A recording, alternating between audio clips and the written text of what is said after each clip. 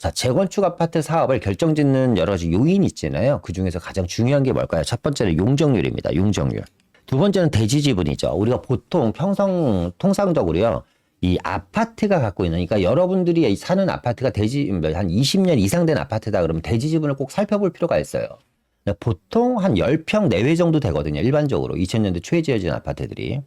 근데 대지 지분이 15평 정도 돼야지 사업성이 아주 월등하게 좋다라고 얘기합니다. 그러니까 15평 정도 되면 무조건 재건축 간다. 그런데 그러니까 15평에서 10평 사이에 있는 아파트들을 그러니까 우리가 쏘쏘라고 합니다. 재건축을 할 수는 있는데 사업성이 아주 훌륭하진 않다. 뛰어나진 않다. 그러니까 분담금을 어느 정도 감안하고서라도 재건축을 할 수 있는 것들입니다.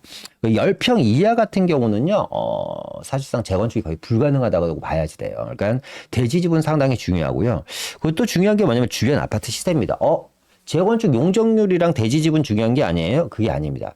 주변 아파트의 시세가 상당히 중요합니다. 자, 그러면 이 세 가지 요건, 용적률과 대지 지분, 주변 아파트 시세 중에서 재건축 사업에서 가장 중요한 게 뭘까요? 순위를 따진다면 첫 번째는 주변 아파트 시세가 제일 중요합니다. 용적률, 대지 지분보다. 두 번째가 대지 지분이고요. 세 번째가 용적률입니다. 용적률이 사실상 의외로 제일 중요하지가 않아요. 예를 들어서 이런 거죠. 용적률의 함정이라고 하는데 용적률 130%짜리가 있어요. 그러면 재건축할 수 있잖아요. 그렇죠? 저층 아파트니까 130%면. 그런데 이 아파트가 모두 18평에서 25평짜리 소형 아파트로만 지어져 있다면 대지 지분은 어떨까요? 낮겠죠. 그러니까 용적률이 아무리 낮아도 소형 아파트로만 이루어졌으면 대지 지분이 10평대에서 왔다 갔다 할 겁니다. 그런데 반대로 용적률이 180%짜리가 있는데 여기는 모두 45평으로만 되어 있어요.